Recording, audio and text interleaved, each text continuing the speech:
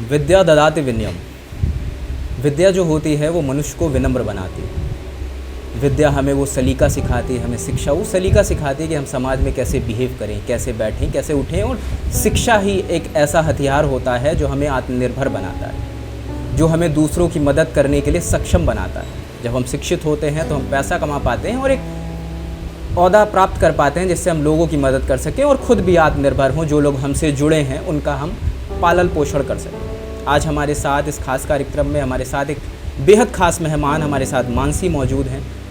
मानसी ने एक लक्ष्य उठाया और एक एनजीओ की शुरुआत करी जिसका नाम इनायत ब्लेसिंग्स है, जिसके बारे में मानसी से खुद बात करेंगे और मानसी पूरी प्रक्रिया बनाएंगी कि कैसे इसकी शुरुआत हुई और कौन कौन लोग इसमें जुड़े हैं। उसके पहले मैं एक बात बताना चाहता हूँ कि जिस जगह में हम बैठे हैं ये एक पहले शौचालय हुआ करता था और जिसको मानसी और उनकी टीम ने बहुत मेहनत करने के बाद, उसके भी विजुअल्स मैं आपको दिखा दूंगा कि बहुत मेहनत करने के बाद इसको एक खूबसूरत से स्कूल में तब्दील किया। और जो ये नन्हे मुन्ने बैठे हैं जो हमारे देश के भविष्य हैं, इनको एक नई दिशा, एक नई दशा प्रदान करने का काम किया। तो एक बहुत बड़ा काम कर रही हैं मानसी और दिखने में ये कोई बहुत इनकी उम्र नहीं है, एक नन्ही सी उम्र में इन्होंने एक बहुत अच्छा दायित्व उठाया है और जिसका निष्ठापूर्ण ये निर्वहन कर रहे हैं। कार्यक्रम की शुरुआत करते हैं और मानसी से आपकी मुलाकात कराते हैं। मानसी, जनता फोरम के मंच पे आपका बहुत बहुत स्वागत। Thank you so much. Mansi, शुरुआत इसी बात से करते हैं कि ये इनायत ब्लेसिंग्स का कंसेप्ट कहाँ से आया और आपने ऐसा क्या देखा समाज में जो एक नया जुनून के साथ आप उतरी और एक शौचालय जो बंद पड़ा हुआ था शायद जो आप बता रही हो और एक इसका नवीनीकरण हुआ, एक खूबसूरत स्कूल में से तब्दील किया गया। क्या कहेंगे इसके बारे में? एक्चुअली जब कोविड पीरियड चल रहा था, जब फर्स्ट लॉकडाउन हुआ था, तो मैं खुद भी एक प्राइवेट स्कूल में एक टीचर की जॉब कर रही थी। उसी प्राइवेट कोई इतना बड़ा स्कूल नहीं था, बट वो छोटे से स्कूल में ही मैंने देखा जब लॉकडाउन खुला तो बहुत से बच्चों ने अपनी पढ़ाई छोड़ दी फीस के कारण। ऐसी बहुत सी आर्थिक स्थिति का सामना करना पड़ा था लोगों को। तो तब ये चीज़ मेरे जहन में आई कि कुछ ना कुछ चलो ऐसा स्टार्ट करते हैं जिससे बच्चों के एजुकेशन पे हम लोग काम कर सकें। वहाँ से हम लोगों ने एक एनजीओ का कॉन्सेप्ट स्टार्ट किया। एनजीओ ओपन हुआ, देन फिर हमारे दिमाग में आया कि हम लोग क्या कर सकते हैं। तो अगर एजुकेशन के लिए हम लोग स्कूल खोलना चाहते थे, स्कूल खोलने के लिए फिर हम एक ऐसी जगह या ऐसा स्कूल खोलना चाहते थे कि बच्चों को वैसे ही शिक्षा मिले जैसे प्राइवेट स्कूल्स में हमें मिली है, उनको वैसा ही एक इन्वायरमेंट मिल सके जहाँ पे एक्स्ट्रा करिकुलर एक्टिविटीज़ और बाकी सारी चीज़ें हों जैसे प्राइवेट स्कूल्स में बच्चों को मिलती है। तो उसके लिए हम लोग को एक कवर्ड एरिया चाहिए था। अब इतनी फाइनेंशियली स्थिति तो हमारी इतनी अच्छी नहीं थी कि हम जगह परचेज़ करके ऐसा कुछ स्टार्ट कर पाएँ। तो हम लोगों ने फिर तलाशना शुरू किया ऐसी जगह को। तो ये पब्लिक टॉयलेट जहाँ पे अभी हम लोग हैं ये आया हमारी नज़र में। उसके बाद हम लोगों ने लोकल अथॉरिटी पे परमिशन ली। ये जगह पिछले 6 साल से एकदम बंद पड़ी थी। इसको यहाँ के लोग एक as a store room use करते थे। फिर हम लोगों ने यहाँ के जो छोटे छोटे बच्चे हैं, इन लोगों ने भी आई थिंक सफाई में काफ़ी मेहनत की है। ये जगह इन लोगों ने खुद अपने हाथों से हमारी टीम ने साफ़ सफाई करके लोकल अथॉरिटी से फिर हम लोगों ने परमिशन ली कि इसमें हम लोग यूज़ कर सकते हैं या नहीं कर सकते। यहाँ के जो लोकल पार्षद हैं शिवपाल सावरिया जी, उन्होंने भी काफ़ी हेल्प की हम लोगों की इस चीज़ में। तो उसके बाद हम लोगों ने ये प्लेस ली और इसको पूरा रेनोवेट करके एज अ स्कूल बनाया। अब अंदर आने के बाद कोई भी जो लोग बाहर से आते हैं अगर उनको स्पेशली नहीं बताया जाए कि ये पब्लिक टॉयलेट है तो वो लोग नहीं बता पाते कई बार। तो हम लोग को तो ये इसी तरीके से हम लोगों ने ये स्कूल का कॉन्सेप्ट स्टार्ट किया था। एक बहुत अच्छी बात है कि बच्चों ने अपने शिक्षा के मंदिर को खुद सजाया, खुद संवारा और उसमें अब अच्छे से पढ़ रहे हैं। बच्चों से भी बात करते हैं। क्या कहना है आपका? जब इसकी शुरुआत हुई थी स्कूल की तो आप थी यहाँ पे? यस थी। तेज बोलिए। बिल्कुल मैं थी। क्या किया आपने जब स्कूल शुरू हुआ? तो आपने भी सफाई में मदद कराई मैम की? यस। तो अभी आप आती हैं डेली स्कूल? Yes sir. क्या क्या पढ़ती हैं यहाँ पे? ABCD मैम सर जी बहुत कुछ पढ़ाती हैं। तेज बोलिए। मैम बहुत कुछ पढ़ाती हैं ABCD भी। स्कूल जाती हैं आप? Yes sir. तो स्कूल में अच्छी पढ़ाई होती है कि मैम अच्छा पढ़ाती है? मैम अच्छा पढ़ाती हैं। कौन से स्कूल जाती हैं आप? इनायत ब्लेसिंग एकेडमी। जी, इनायत ब्लेसिंग एकेडमी। तो देखिए बच्चों का भी साफ तौर पे यही कहना है कि स्कूल से बेहतर शिक्षा यहाँ पे मिल रही है। ये भी बताइए मानसी, क्या क्या यहाँ पढ़ाया जाता है, कैसी क्लासेस चलती हैं और भी अन्य क्या क्या मदद मिल रही है लोगों से या आपके जो फ्रेंड सर्किल है उसमें क्या क्या हेल्प आपको मिल रही है? हम लोग यहाँ पे क्लासेस बच्चों की एजुकेशन के हिसाब से हम लोगों ने डिवाइड की। लाइक यहाँ पे कुछ बच्चे ऐसे भी हैं जो 11 साल के हैं बट वो कभी स्कूल गए नहीं, तो उनको भी हम लोगों ने स्टार्टिंग फर्स्ट क्लास से ही स्टार्ट किया, उनके बेसिक से स्टार्ट किया। और जो बच्चे कोविड की वजह से नहीं आ पाए तो उनको जिस क्लास में होना चाहिए, 1st to 5th ही चलता है ये स्कूल अभी, तो उस हिसाब से हम लोगों ने क्लासेस डिवाइड करी हैं। और बाकी जो हमारे टीचर्स हैं जो यहाँ पर आते हैं वो मेरी ही टीम है। क्लास जिसको जिस सब्जेक्ट में इंटरेस्ट है वो उस हिसाब से आके बच्चों को पढ़ाते हैं।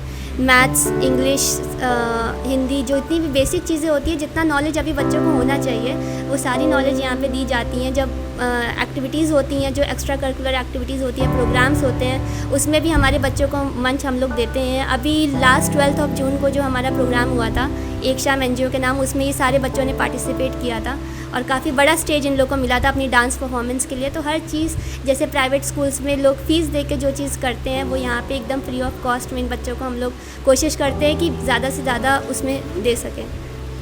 और अगर लोकल हेल्प की बात की जाए तो काफ़ी लोग यहाँ पे आते हैं हेल्प करने के लिए। लोग अपने बर्थडे सेलिब्रेट करने के लिए आते हैं। उसमें भी मैं यही बोलती हूँ लोगों से कि अगर आप बर्थडे सेलिब्रेशन के लिए आ रहे हैं तो आप लोग खाने से ज़्यादा अच्छा है कि आप स्टेशनरी के आइटम्स या बुक्स और कॉपीज़ इन बच्चों को दें, क्योंकि खाने का आइटम क्या होता है, आपने खाया, कंज्यूम किया और वो वहीं पे ख़त्म हो जाता है। बट जो एजुकेशन रिलेटेड चीज़ें हैं वो इन बच्चों के ज़्यादा काम आ सकती हैं। खाने का चीज़ कोई भी दे सकता है। जब हम लोगों ने भी जब NGO स्टार्ट किया था तो बहुत कुछ सोचा था, बहुत चीज़ें हम लोगों ने एक्टिविटीज़ बाहर देखी कि खाना बांटना और ये बांटना वो एक बस टाइम पीरियड के लिए होता है। बट एजुकेशन एक ऐसी चीज़ है जो लॉन्ग टर्म और शायद लाइफ टाइम तक आपके साथ रहती है। तो इसीलिए हम लोग ऐसा ही, हम लोग का एक मोटिव है कि यहाँ पे जो भी आए या जैसे भी काम हो तो वो एजुकेशन से रिलेटेड ही हो। बाकी एजुकेशन हो या टैलेंट, यहाँ पे बच्चों को बाहर से लोग सिंगिंग, डांसिंग बहुत कुछ सिखाने आते हैं, तो काफ़ी अच्छा से मैनेज हो जाता है। मानसी, हम ये भी जानना चाहेंगे कि जब भी किसी चीज़ की शुरुआत होती है तो एक प्रॉपर डिस्कशन होता है, तो उस टाइम का भी बताइए कि 1.5 साल पहले हम चलते हैं, कोविड का टाइम था, सब लोग घर से निकलना नहीं चाह रहे थे, सब परेशान थे, तो कैसे आपकी टीम बनी, कहाँ से आइडिया जनरेट हुआ? कुछ लोग जो शुरुआती रहे हों जो अभी तक आपका साथ दे रहे हो, क्योंकि शुरुआत में लोग जुड़ते बहुत तेज़ी से, बट धीमे धीमे वो कम होते जाते हैं, वो अपनी व्यस्तता में उलझते जाते हैं, तो उन लोगों का जिक्र करिए, क्योंकि पब्लिक को ये जानना ज़रूरी है कि किन्होंने आपका उस समय भी साथ दिया और अभी तक आपके साथ मैदान में टिके हुए। शुरुआत जब की थी तो सिर्फ एक सोच थी ये मेरी कि इसको इस तरीके से इम्प्लीमेंट करते हैं, बट ऑब्वियसली लोगों का अगर साथ नहीं होता, टीम सपोर्ट ना होता तो यहाँ तक आना इम्पॉसिबल था। ये हमारे साथ रवि सर बैठे हैं, इनका शुरुआत से ही एक ऐसा बहुत ज़्यादा सपोर्ट रहा है। एक हमारे साथ ज्ञानेंद्र सर है हमारी टीम में, वो भी एकदम इनिशियल स्टेज से, जब सिर्फ एक ये सोच थी तब से उन लोग का साथ रहा है। और उसी के बाद धीरे धीरे बहुत से लोग ऐसे आए, आपने सही कहा, जो शुरुआत से तो थे बट अब नहीं है, क्योंकि एक होता है शुरुआत में एक जुनून होता है, जोश होता है कि चल चल चल करते हैं, बट धीरे धीरे, क्योंकि ये एक ऐसी चीज़ है कि यहाँ पे आपको फाइनेंशियल प्रॉफिट नहीं है, तो इस और आजकल की लाइफ में लोग फाइनेंस को ज़्यादा एक महत्व देते हैं। बट मेरा मानना ये है कि फाइनेंशियली आप कितना भी स्ट्रांग हो लो, वो भी बस यही तक है जब तक आप इस धरती पर हो। आप कितना पैसा कमा लोगे और कहाँ तक उसको ले जाओगे, बट एक जो आप इज़्ज़त कमाते हो या अगर समाज में अगर आप ऐसा कुछ अपना एग्जाम्पल सेट करके जाते हो तो वो आपको अमर कर देता है। वो आपकी लाइफ के बाद भी वो चीज़ चलती है, लोग आपको याद करते हैं। तो इसी तरह की चीज़ें हम लोगों ने सोच के इस चीज़ को आगे किया है। और कुछ लोग हैं जो अभी तक साथ हैं और कुछ लोग हैं जो जा चुके हैं, उनको भी मेरी बेस्ट विशेष हैं जो जा चुके हैं या अपनी व्यस्तता में व्यस्त हो गए हैं, बट अच्छा चल रहा है जैसे। रोहित जी आप रवि जी, आप भी कुछ बताइए इसकी शुरुआत के बारे में। आप लंबे टाइम से जुड़े हैं और ऐशबाग से आप आते हैं, इतनी दूर से आते हैं एक सोशल वर्क में अपना कंट्रीब्यूशन देने, तो आप भी इस सफ़र के बारे में बताइए। जब पहली बार मैंने मैम को देखा था तो मैम एक स्लम एरिया में बच्चों को कुछ खाना दे रही थी और समझा रही थी और पढ़ाना ये सब कर रही थी। तो मैंने देखा, मैंने कहा ना जुड़ते हैं। एक ज्ञानेंद्र सर हैं जो मेरे दोस्त हैं, उनके माध्यम से मैं मैम से मिला। मैंने कहा मैम आप बहुत अच्छा काम कर रही हैं, मैं आपसे जुड़ना चाहता हूँ। तो मैम ने कहा ठीक है आप भी जुड़िए, और वहीं से सफ़र स्टार्ट हुआ हमारा मैम के साथ और टीम के साथ काम करने का। तो रवि, अपने एक्सपीरियंस के बारे में भी हमारे दर्शकों को बताइए कि क्या सुकून मिलता है, क्योंकि पैसे तो हम सभी कमाते हैं कहीं ना कहीं किसी ज़रिए से, बट जो एक सुकून मिलता है, एक इंटरनल पीस मिलती है, उसके बारे में कुछ बताइए। मुझे लगता है सर कि है ना, जो निस्वार्थ सेवा का भाव है वो अगर किसी ऐसे वर्ग की, आप कमज़ोर वर्ग की मदद करते हैं, जो है ना दिल से है ना आपको सुकून मिलता है, उससे बेहतर कुछ नहीं, और उससे बड़ा पुण्य का काम कोई है ही नहीं। रात में नींद आती है, सुकून, बहुत सुकून से नींद आती कि यार मैंने कल उसकी ये मदद करी है, उसकी स्माइल उसने मुझे हाँ मतलब गले से लगा लिया, तो बहुत खुशी होती है ऐसे काम करने में। बस यही सर है ना चाहिए। और पैसा क्या है, पैसा आज कमा लेंगे कल खर्च हो जाएगा, और किसी की अगर दुआएं मिल जाए तो वो तो लाइफ टाइम के लिए है, उससे बड़ी कोई कमाई नहीं है। मानसी, एक प्रकरण हुआ है अभी जल्दी में कि एक 16 साल के मासूम ने अपनी मां को गोली मार के हत्या कर दी। मैं प्रकरण को थोड़ा बताता हूँ विस्तार से कि इस प्रकरण में वो कहते हैं कि बच्चा मोबाइल से को एडिक्शन था और उसकी माँ उससे मोबाइल यूज़ करने को मना करती थी, पढ़ने के लिए कहती थी, और बच्चे ने गुस्से में आके, तो ऐसे केसेस होते हैं। बट एक मेंटालिटी पे उनकी बात करते हैं कि जो बच्चे मोबाइल के एडिक्शन के लिए इतना परेशान हैं, रात रात भर काफ़ी लेट तक जगते हैं, घर वाले सो गए और चुप्पे से मोबाइल ले लिया और मोबाइल यूज़ कर रहे हैं, तो इस मेंटालिटी पे भी आप कुछ काम कर रहे हो या आपका क्या विज़न है उसको लेकर? इस पे सोचा था हम लोगों ने, क्योंकि हर चीज़ के ना दो पहलू होते हैं। लाइक अगर टेक्नोलॉजी है तो उसके पॉजिटिव इम्पैक्ट्स भी और नेगेटिव इम्पैक्ट्स भी है, बट जितनी जल्दी नेगेटिविटी हम लोगों पे हावी होती है, पॉजिटिविटी को ग्रैब करने में उतना ही समय लगता है। तो आजकल के जो जनरेशन है, मैं देख रही हूँ, इवन बच्चे ही नहीं, हम लोग की एज के भी जो 23-24 में है, वो भी आजकल बहुत एडिक्टेड है मोबाइल को लेके, और पता नहीं करते क्या रहते हैं टिकटॉक में वीडियोस और ये और वो, मतलब एक पूरा ही गलत दिशा में सोसाइटी जा रही है। एक तो ये जब से कोविड टाइम हुआ है तब से तो और ही शायद एक बच्चों को भी एक बहाना मिल गया है मोबाइल यूज़ करने का, ऑनलाइन क्लासेस और ऑनलाइन कॉन्सेप्ट्स की वजह से।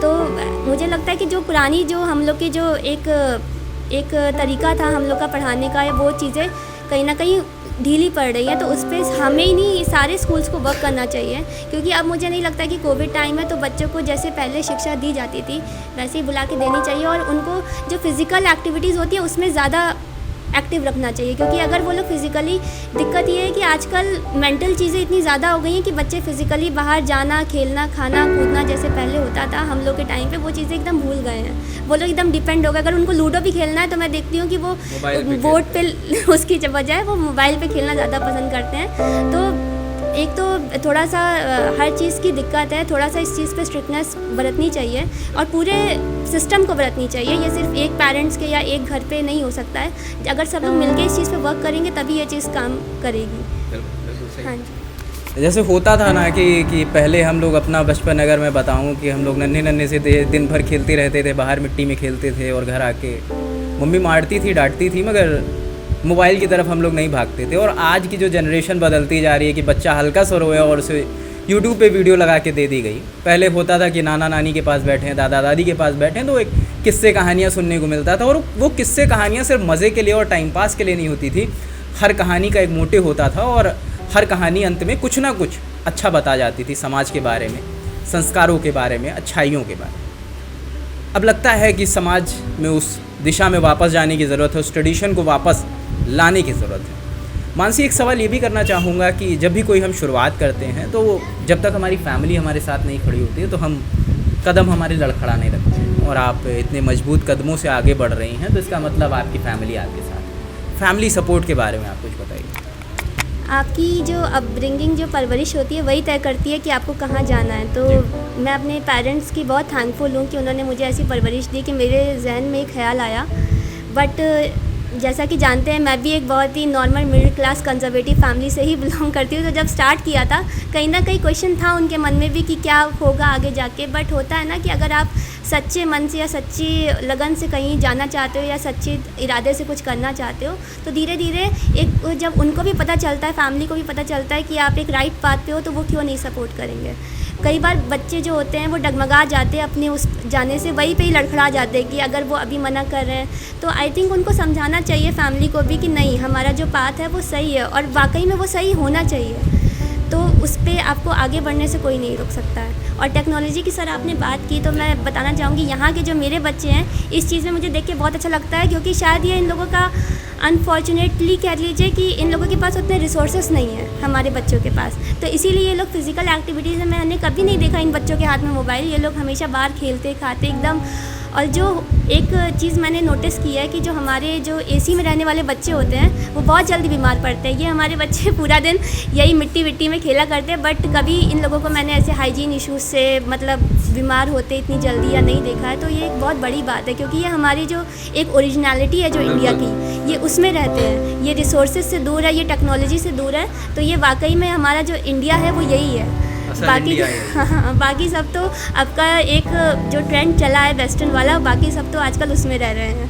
नहीं, बिल्कुल ये आप बात बिल्कुल आपने मानसी सही करी कि असल इंडिया यही है। ये मिट्टी में खेलते हैं और देश की मिट्टी में खेलते हैं, और देश का इतिहास जो लिखा जाएगा वो इन्हीं नन्हे मुन्नों के द्वारा लिखा जाएगा। हमारे साथ आज की खास मेहमान मानसी तो थी ही, और रवि जी भी थे, और एक मीठी है हमारे साथ। मीठी, आप थोड़ा घूमे उधर, कैमरे में देखिए, आप इधर आ जाइए, पीछे आइए थोड़ा। क्या नाम है? मीठी। आपको मीठी नाम है या कुछ और भी प्यार से कहते हैं घर वाले? हाँ, मेरी दादी मुझे अंशिका कहती है। दादी अंशिका कहती है, और मम्मी पापा कुछ अलग अलग नाम से पुकारते हैं आपको? क्या कहते हैं? मेरे पापा को मीठी कहते हैं। और मम्मी? मम्मी नहीं है। चलिए कोई बात नहीं, ये हैं तो आपकी मतलब गार्जियन की तरह है मानसी यहाँ पे आपके लिए। कैसा लगता है मीठी, आपको स्कूल आती हैं आप? बहुत अच्छा। क्या क्या सीखा आपने स्कूल में? बहुत कुछ। जैसे कुछ बताइए भाई, आपको पब्लिक देख रही है। ABCD। ओहो, कुछ गाना वाना सिखाया मैम ने कि बस ABCD और पढ़ाई करा रही है? कौन सा गाना सिखाया है? नन्ना मुन्ना। सुना दीजिए आज, उधर देख के सुनाइए, उधर देख के, नन्ना मुन्ना तेज से थोड़ा। नन्ना मुन्ना राही हूँ, देश का सिपाही हूँ, बोलो बच्चों जय हिंद जय हिंद। बोलो भाई, वो कह रही है जय हिंद, बोलो तुम लोग। तो ये है असल भारत और असल इंडिया और असल लखनऊ, जिसे मीठी ने बताया, जिसे मानसी ने बताया। तो ये प्रक्रिया चलती रहनी चाहिए। हाँ, मैम ने ऐसी भी कोई पोएम भी सिखाई है हम लोगों को। कौन सी poem? Early to bed, early to rise, वाह, makes a man healthy, wealthy and wise। क्या बात है। और कोई कुछ सुनाना चाहेगा या कुछ कहना चाहेगा? हमको सर जी इसका मतलब भी पता है। ये देखो, मीठी को मतलब भी पता है। ये ना कहना कि कोई बच्चों को इंग्लिश कम आती है। मीठी मतलब भी बता दो इन लोगों को तुम आज। Early to bed का मतलब रात को जल्दी सोना, early to rise का मतलब सुबह जल्दी उठना, makes a man का मतलब सुबह फ्रेश होना, और and wise का मतलब स्कूल जाना। जिन लोगों को अंग्रेजी में दिक्कत आती है वो मीठी से मिल सकते हैं। मीठी अंग्रेजी सुधारने में उनकी बराबर मदद करेंगी। और किसी को कुछ कहना है? तुम्हें कुछ कहना है? शर्मिला टैगोर कहोगी? शर्मा रही हो खाली इतनी देर से। आओ, आ जाओ आगे, उधर देख के बोलो, क्या कहोगी? कोई गाना वाना आता है तुम्हें? नहीं, नन्हा मुन्ना कैंसिल हो चुका है, वो मीठी ले चुकी है। नन्हा मुन्ना नहीं चल पाएगा। कुछ और सुनाओ, कुछ और। मैम ने एक ही गाना सिखाया है, बेइज्जती हो जाएगी मैम की फिर। आज तुमने मछली चलती लायू। तेज से बोलो मछली चलती लानी, दीवान उठता पानी, हाथ लगाओ डल जाती, बाहर निकालो मन। चलो बहुत बढ़िया, मछली की रक्षा करो तुम।